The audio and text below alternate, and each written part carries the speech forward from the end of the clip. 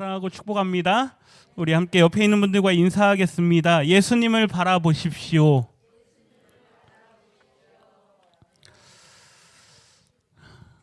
네, 이 고난 주간, 특별히 예수님의 십자가 이 순환의 이 계절에 우리가 가장 좋은 인사가 뭐냐? 예수님을 바라보십시오입니다. 예수님을 바라보십시오. 다른 걸 바라보면 시험 들고, 다른 걸 바라보면 낙심되고 별로 이렇게 은혜될 게 없죠. 그런데 우리를 위해서 이 땅에 오신 예수님을 바라보는 것이 우리가 이 은혜를 잊지 않고 이어갈 수 있는 유일한 방법인 줄 믿습니다. 오늘은 종려주일입니다. 오늘은 우리 손에 들려있는 것이라는 제목으로 함께 말씀을 나누기를 원합니다. 한번 그림을 먼저 좀 보겠습니다. 작년에도 제가 재작년에도 같은 종려주일 때 저희 성도님들과 나눴던 그림입니다. 제가 이 그림을 굉장히 좋아하는데요. 이 그림 안에는 모든 게 다 담겨 있습니다. 이 성경 말씀, 오늘 우리 구수학생이 읽은 이 마태복음 21장의 모습이 이 그림 안에 다 담겨 있습니다. 사람들의 모습을 한번 보십시오. 좀 잘 안 보일 수도 있는데요. 사람들은 옷을 바닥에 깔고 있고요. 그리고 나뭇가지도 바닥에다 깔아놨습니다. 바닥에다 깔고 사람들은 종려나무 가지를 흔듭니다. 저 뒤에 보시면 나무 위에 올라가 있는 아이도 있고요. 그 다음에 사람들이 뒤에서 종려나무 가지를 흔들고 또 아이들이 나무 가지를 흔들면서 따라갑니다. 예수님의 모습을 한번 보십시오. 예수님이 지금 우리로 하면 이제 나귀죠. 조랑말 같은 아주 작은 그런 말을 타고 이제 예수님께서 뒤에 보시면 성문이 있는데요. 예루살렘 성문으로 들어오시고 있는 그림입니다.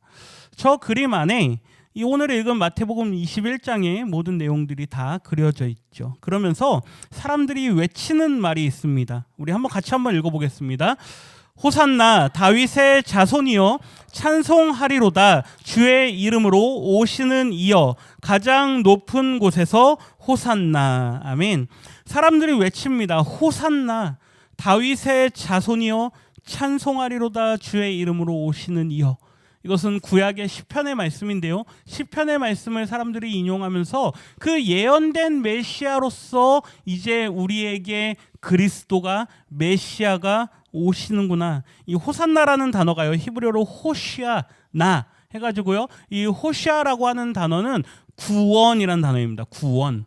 그리고 이 나라고 붙는 거는 지금이라는 단어이지만 거기에 이제 강구의 의미가 포함이 됩니다. 그래서 지금 우리를 구원하소서라고 하는 그 의미를 담고 있는 말이 이 호산나라고 하는 말이죠. 이 히브리어를 음역한 게 호산나입니다. 그러니까 헬라어로는 호산나인데 히브리어로는 호시아나 이렇게 되는 거죠. 지금 강구합니다. 우리를 구원하소서. 오늘 앞에 예배 전에 한번 앞에 있는 화면에 있는 그림을 아마 보셨을 겁니다. 네, 이제 저 그림인데요.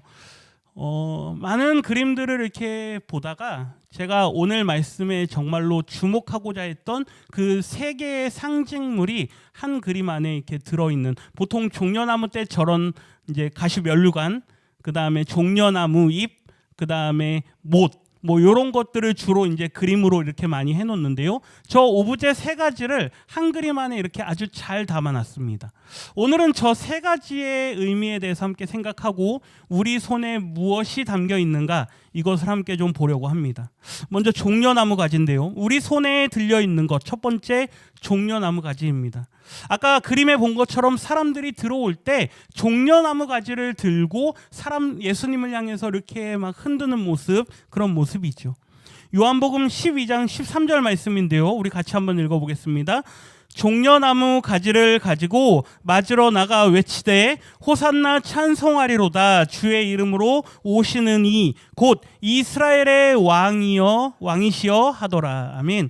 이 종려나무 가지를 흔든다라는 건 구약의 시편에 예언된 말씀을 따라 이제 우리에게 옛적 다윗과 같은 아주 강한 왕이 우리의 메시아로 우리에게 오실 것이다 라고 하는 그런 기대와 소망을 담고 있는 그러한 외침입니다. 종려나무 가지를 흔든다라는 건 당시에도, 그 당시 로마에도 많은 황제들이 그리고 왕들이 행차할 때 사람들이 임금의 오심을, 왕의 오심을 기념하면서 종려나무 가지를 흔들었습니다. 우리 그림을 하나 다시 보겠습니다. 이거는 예수님이 아니라 지금 보시면 많은 사람들이 흰 옷을 입고 따라가고 있고 백마 위에 이제 마차죠. 저 마차 위에 이제 황제가 타고 이 성으로 입성할 때의 모습입니다. 뭐 이게 뭐 어느 성인지 알 수 없지만 일반적으로 전쟁에서 승리하고 들어오는, 우리가 개선장군이라는 말을 쓰죠. 그래서 전쟁에서 승리하고 온 장군이나 황제나 왕들이 올 때 저렇게 종려나무 가지를 사람들이 들고 맞이합니다. 그러니까 예수님이 오신다라고 하는 건 저분의 그동안 3년 동안의 공생의 모습을 보니까 기적도 행하고 많은 말씀도 가르치고 그리고 많은 능력도 행하는 걸 보니까 저분은 정말로 예언되었던, 구약에 예언되었던 지금 나라를 빼앗겨버린 우리 이스라엘을 위해서 옛날 다윗 때와 같이 아주 왕성한 그러한 나라를 회복할 왕으로서 저분이 이제 드디어 예루살렘으로 오시는구나. 사람들이 기대를 하는 거죠. 중간중간에도요, 예수님을 향해서 당신이 우리의 왕이다 라고 하면서 예수님을 왕으로 세우려고 하는 시도들이 여러 번 있었습니다. 그때마다 예수님은 이렇게 하시죠. 우리 요한복음 6장 15절 같이 읽어봅니다. 그러므로 예수께서 그들이 와서 자기를 억지로 붙들어 임금으로 삼으려는 줄 아시고 다시 혼자 산으로 떠나 가시니라. 아멘. 예수님의 많은 사역들을 사람들이 볼 때마다 저분은 정말로 예언된 메시아, 왕으로서 정말 우리에게 오시나 보다. 그리고 이 많은 무리들을 끌고 다니는 거 보니까 이제 자기의 나라를 이제 드디어 만들려고 하는구나. 이런 기대들이 계속 생기는 거죠. 그런데 그럴 때마다요, 예수님은 도망가십니다. 억지로 자기를 정치적인 왕으로 삼으려고 하는 걸 아시고 혼자서 떠나가시죠. 그런데 그 예수님께서 이제 드디어 예루살렘으로 입성하십니다. 사람들의 생각 속에 이제 예루살렘으로 가면 드디어 옛날 다윗과 같은 왕으로서 우리에게 저분이 우뚝 서시겠구나, 이러한 기대를 갖는 거죠.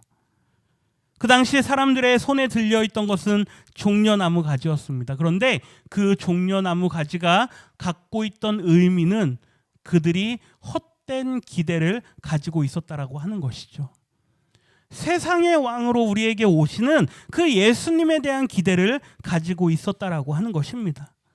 오늘 가장 먼저 우리 손에 들려있는 것, 우리가 하나님 앞에 예배하러 나오고 우리가 이 종려주일을 맞아서 예수님의 오심을 기념하며 종려나무 가지를 지금 흔들고 있지는 않지만 과연 우리 손에 들려있는 이 종려나무 가지가 의미하는 것은 무엇인가?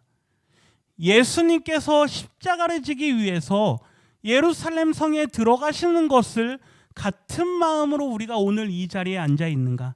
아니면 예수님의 마음과는 전혀 다른 나만의 기대와 나만의 어떤 헛된 바람을 가지고 이 자리에 와서 종려나무 가지를 흔들고 있지는 않는가? 우리가 하나님 앞에 예배한다고 하지만 하나님, 이 시간 예배드립니다. 예배드리고 나면 내가 지금 복권 하나 사놨는데 그거 대박 터지게 해주십시오. 제가 극단적으로 말씀드리지만 이러한 마음으로 우리가 이 자리에 나와 있지는 않은가? 하나님, 제가 지금 어디 뭐 하나 계약 걸어놨는데요, 그거 대박 나게 해주십시오. 이런 마음으로 우리가 나와 있지는 않은가? 예수님께서 원하시는 것과 우리가 원하는 것이 다를 수 있다는 것이죠.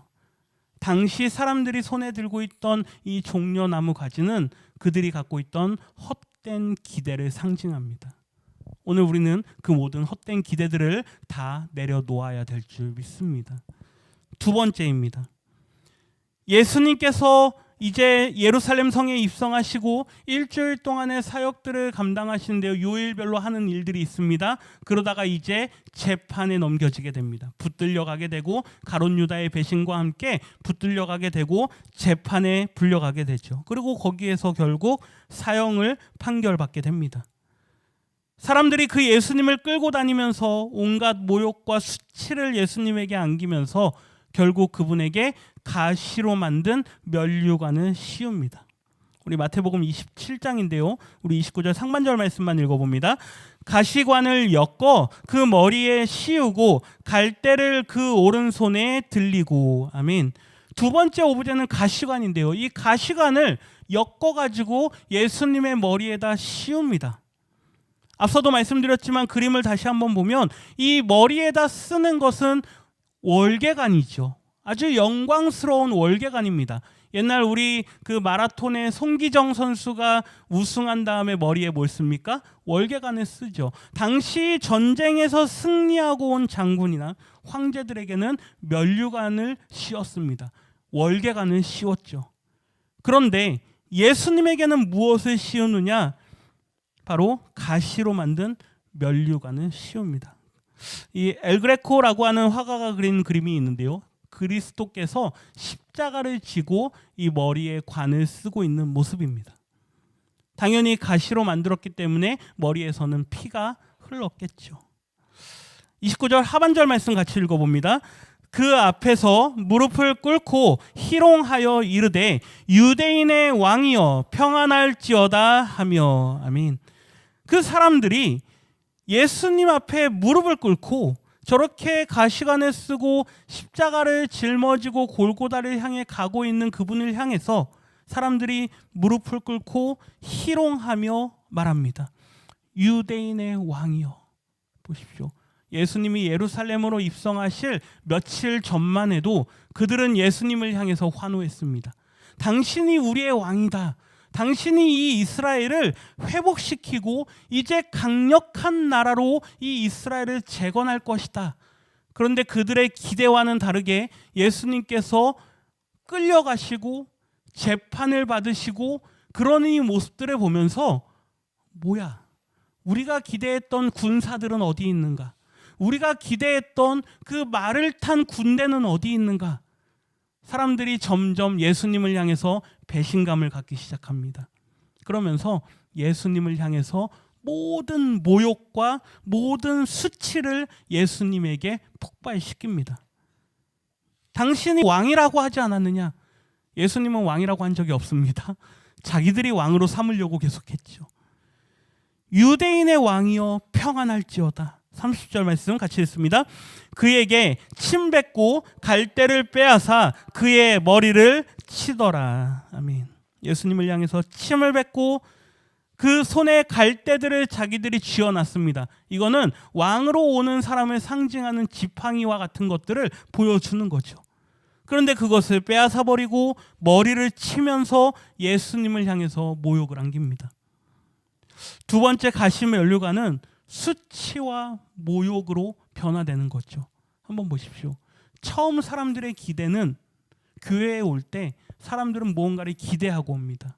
어떤 기대를 가지고 오든 누구나가 다 교회에 올 때는 하나님 앞으로 나올 때는 무언가 기대를 가지고 옵니다. 그런데 신앙생활을 하면서 내가 기대했던 것들이 내가 생각했던 것들이 내 생각과는 별로 잘 맞는 것 같지 않고 내 기대대로 되지 않는 것 같으면 사람들이 한순간 등을 돌려버립니다. 나는 이제 예수 안 믿는다. 내가 예수 믿어서 며칠을 그렇게 금식을 하고 몇 날을 그렇게 기도를 했는데 내가 심지어 40일 작정도 해봤는데 하나님은 내 기도에 응답하지 않으시더라. 이렇게 해서 신앙을 버리고 돌아가 버린 사람이 얼마나 많습니까? 제가 아는 사람들 중에도 여러 사람이 있습니다. 아마 우리 성도님들 주변에도 있겠죠. 처음에는 내가 무언가 기대를 가지고 교회에 다니면 기도하면 하나님을 믿으면 뭔가 잘 될 거다, 일이 잘 풀릴 거다라는 그런 기대를 가지고 왔는데 그 기대와는 전혀 반대로 점점 꼬이고 점점 안 좋아지고 일이 점점 엉망이 되는 그 모습들을 경험하면서 예수 믿어도 소용없구나. 사람들이요, 그런 기대를 배반을 당했다라고 생각을 하기 시작하면요, 그들의 감정이 무엇으로 변하느냐? 예수님을 향한 원망으로 변합니다. 하나님이 어디 있느냐? 아주 냉소적으로 변하고 하나님에 대한 그런 뭔가 말로 표현할 수 없는 그런 욕들을 사람들이 마구 쏟아내기 시작하죠. 오늘 우리 손에 헛된 기대로 종려나무 가지를 들고 있다면 주의하십시오. 어느 순간 나도 모르게 그 기대와 그 바람이 예수님을 향한, 하나님을 향한 수치와 모욕의 말로 하나님께 쏟아붓는 나의 모습을 발견할 수도 있다라는 것입니다. 물론 그러지 않아야겠죠. 그러지 않는 것이 은혜이겠지만 헛된 기대로 하나님 앞에 나아갈 때 우리가 그러한 모습이 될 수도 있다라는 것. 그 결과가 어떻게 됩니까? 세 번째인데요. 세 개의 못입니다. 예수님의 양손에 못을 하나씩 받고 발을 겹쳐서 또 한 개를 박아서 세 개의 못을 예수님의 몸에 받게 됩니다. 우리 마태복음 27장 31절 말씀 있습니다. 희롱을 다한 후 홍포를 벗기고 도로 그의 옷을 입혀 십자가에 못 박으려고 끌고 나가니라. 아멘. 예수님을 향한 모든 수치와 모욕의 말들을 다 쏟아붓고 이제 예수님을 십자가에 못 박기 위해서 그분을 끌고 나갑니다. 이것이 우리의 인생이 하나님을 향해서, 예수님을 향해서 하는 가장 최악의 선택인 것이죠. 처음에는 뭐 저러냐, 무슨 저런 사람이 왕이냐, 이런 식으로 냉소적으로 모욕하는 말로 그렇게 했을 겁니다. 그런데 나중에는 그게 폭력으로 바뀌고 예수님을 결국 죽음에 이르게 하는 그러한 일들로까지 나아가는 거죠. 우리 35절과 36절 같이 했습니다. 그들이 예수를 십자가에 못 박은 후에 그 옷을 제비 뽑아 나누고 거기에 앉아 지키더라. 아멘. 결국 예수님을 십자가에 못 박는 그러한 지경에까지 이르게 되는 것입니다. 그 출발점이 어디입니까? 헛된 기대와 바람으로 예수님을 바라봤을 때죠. 그런데 예수님은 처음부터 이 땅에 오실 때부터 그분은 십자가를 마음속에 새기고 이 땅에 오신 분이십니다. 그러니 예수님의 생각 속에는 이제 때가 되면 내가 십자가에 박히게 될 것인데 자꾸 사람들이 나를 보면서 왕으로 삼으려고 하는 그 모습을 볼 때 예수님의 마음이 어떻겠습니까? 오늘 이 자리에 나와 있지만 여전히 십자가에 못 박히신 예수님을 바라보는 것이 아니라 나의 만족과 나의 유익을 채워주실 수 있는 예수님으로 내가 기대하고 이 자리에 있다면 반드시 그 모든 마음들을 오늘 이 시간 주님 앞에 다 내려놓으실 수 있으시기를 주님의 이름으로 부탁드립니다. 아주 유명한 화가인 렘브란트가 그린 그 순환 연작이 있습니다. 이제 예수님의 순환을 받으시는 장면들을 그림으로 여러 편 남겼는데요. 그 중에서 십자가에 올라가고 이제 달리시는 예수님의 모습입니다. 예수님께서 못으로 박히시고 그리고 이제 그 십자가 상에서 이제 운명을 맞이하시는 그 모습이죠. 우리 손에 들려있는 세 번째, 세 개의 못은 그것이 무엇을 의미하느냐? 아주 아이러니하게도 역설적인 죽음이라고 하는 것을 의미한다는 것이죠. 보십시오. 모든 인생들은 죄인입니다. 이 세상에는 의인이 하나도 없다라고 그랬죠. 죄인은 반드시 그 결과는 사망이라 그랬습니다. 그렇다면 십자가에 달려 죽어야 될 대상은 사실은 누구입니까? 나라는 것이죠. 사실은 그 십자가에 달려야 되는 건 난데 사람들은 그 모든 죄목을 예수님에게 다 씌우고 그 예수님에게 모든 죄를 다 담당시키고 예수님을 십자가에 못 박았습니다. 이게 어디서부터 출발할까요? 원망과 불평에서부터 출발합니다. 사람들은요, 내가 스스로 어떤 기대를 가지고 여기에 나왔는데 내 기대대로 그것이 되지 않는 순간 그 다음부터 모든 원망을 누구에게 돌립니까? 하나님에게 돌립니다. 예수님에게 돌립니다. 예수 믿으면 다 잘 된다며. 하나님 믿으면 다 잘 된다며. 하나님이 전능하신 분이라며. 그런데 왜 내 인생은 되는 게 하나도 없냐? 누구에게 돌립니까? 하나님에게 전가합니다. 우리 같이 한번 읽어보겠습니다. 헛된 기대와 같이 읽습니다. 헛된 기대와 바램, 불평과 원망을 다 내려놓고 이제 나를 십자가에 못 박을 차례입니다. 아멘. 이 종려주일이 우리에게 주는 의미는 뭐냐? 십자가에 달리셔야 될 분은 예수님이 아니라 사실은 누구다? 나다라는 거죠. 헛된 기대와 바람으로 주님 앞에 나와서 자꾸 예수님에게 내가 원하는 걸 이야기할 게 아니라 내가 십자가에 못 박혀야 된다는 것이죠. 갈라디아서 5장 24절에 사도 바울이 이렇게 고백합니다. 그리스도 예수의 사람들은 육체와 함께 그 정욕과 탐심을, 헛된 바람과 잘못된 기대들을 어디에 박는다? 십자가에 못 박는다. 누가요? 그리스도 예수의 사람들. 우리가 지난주에 크리스찬, follow of Christ, 예수님을 따르는 사람, 우리말로는 성도라고 하는 그 모든 예수의 사람들은 십자가에 못 박히는 사람들인 줄 믿습니다. 이 종려주일에 우리가 예수 그리스도의 오심을 기뻐하며 종려나무 가지를 흔들지만 그 안에 정욕과 탐심으로 가득 차 있다면 이제 그 모든 내 옛 자아를 십자가에 못 박으실 수 있기를 주님의 이름으로 부탁드립니다. 우리 로마서 6장 6절 말씀 같이 읽습니다. 우리가 알거니와 우리의 옛 사람이 예수와 함께 십자가에 못 박힌 것은 죄의 몸이 죽어 다시는 우리가 죄에게 종노릇하지 아니하려 함이니. 아멘. 우리가 십자가에 못 박혀야 되는 이유가 뭐냐? 우리가 죄인이고 우리가 죄를 지은 그 본인이기 때문에 내가 죽어야 된다라는 거죠. 그래서 십자가에 못 박힐 때 이제 우리의 모든 죄가 죽고 이제 우리는 더 이상 죄의 종노릇하지 않게 된다라는 것입니다. 헛된 탐심과 정욕으로 이 삶을 살아가지 않는다라는 것이죠. 예수님을 믿는 믿음으로 살아간다라는 것입니다. 우리 빌립보서 말씀을 좀 함께 볼 건데요. 빌립보서 3장에 보면 사도 바울이 자신에 대한 이야기를 합니다. 내가 어떤 사람이었느냐라고 하면서 3장 1절부터 보면 나는 옛날에 유대인으로서 모든 유대인의 배워야 될 학식들을 다 배운 사람이다. 바리새인이고 율법에는 완전한 사람이었다. 나는 과거의 유대교의 율법으로 치면 나는 흠이 없는 사람이었다. 그런데 내가 이제 그 모든 것들을 다 버리고 그 모든 것들이 나에게 유익했던 거지만 이제 나는 그런 것들을 다 나에게 해롭다라고 여긴다. 그 이유가 뭡니까? 그리스도를 위하여. 내가 원하는 것, 내가 소망하는 것, 내가 갖기를 원하고 지금 심지어 나에게 있어서 내가 유익하다라고 여기는 이것까지도 예수 그리스도를 위하여 해로 여긴다라고 하는 게 사도 바울의 고백이죠. 우리 8절 상반절 말씀 같이 했습니다. 또한 모든 것을 해로 여김은 내 주 그리스도 예수를 아는 지식이 가장 고상하기 때문이라. 아멘. 예수 그리스도를 아는 것, 이것이 가장 가치가 있기 때문이다.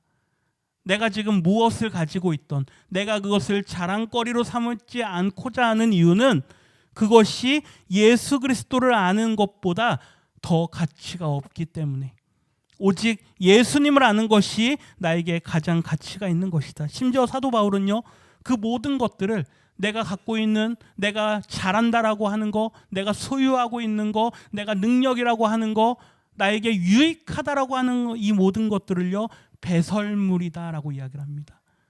나에게 배설물과 같은 것이다. 한 글자로 하면 뭘까요? 네, 똥과 같은 것들이다.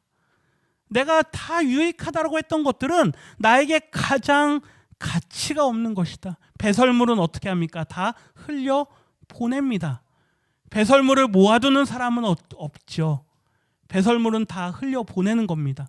왜요? 나에게 가치가 없기 때문에. 우리 9절 말씀 같이 읽습니다. 그 안에서 발견되려 함이니 내가 가진 의는 율법에서 난 것이 아니오 오직 그리스도를 믿음으로 말미암은 것이니 곧 믿음으로 하나님께로부터 난 의라. 아멘. 나에게 의미가 있는 건 뭐냐? 빨간 글씨 오직 그리스도를 믿음으로, 그것으로 내가 의롭다함을 받을 수 있다라는 그것, 그것이 나에게 유일한 가치이다. 그러면서 아주 중요한 얘기를 합니다. 여기서부터는 주목하십시오. 우리 10절 말씀과 11절까지 같이 했습니다. 내가 그리스도와 그 부활의 권능과 그 고난의 참여함을 알고자 하여 그의 죽으심을 본받아 어떻게 해서든 죽은 자 가운데서 부활에 이르려 하노니, 내가 지금까지 알고 있던 그 모든 의롭다라고 나를 해줄 수 있는 것들, 나에게 유익하다라고 했던 그 모든 것들을 배설물로 여기고 내가 부활의 권능과 그 고난의 참여함을 내가 더욱 알기를 원한다.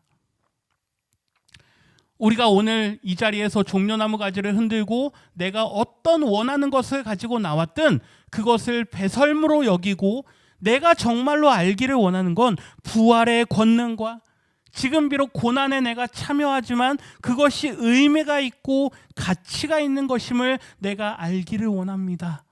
라고 하는 그 고백을 주님께서 듣기를 원하신다라는 것입니다. 그래서 내가 어떻게 해서든지 부활에 이르고자 한다. 죽음이 없으면 부활도 없는 줄 믿습니다. 여기서 죽음이라고 하는 것은요, 우리의 육신의 죽음을 말하는 것이 아닙니다. 육신의 죽음은요, 누구나가 다 경험합니다. 저도 언젠간 죽을 겁니다. 앞서거니 뒤서거니, 그렇죠? 누가 먼저 가든 누가 나중에 가든 언젠가는 누구나가 다 죽음을 경험하겠죠. 그 죽음이 있어서 부활이 있다라는 말을 사도 바울이 하는 게 아닙니다. 예수 그리스도와 함께 내가 십자가에 못 박히고 예수님을 믿는 믿음으로 내가 의롭다 함을 얻어야 내가 부활에 이를 수 있다라고 말하는 거죠.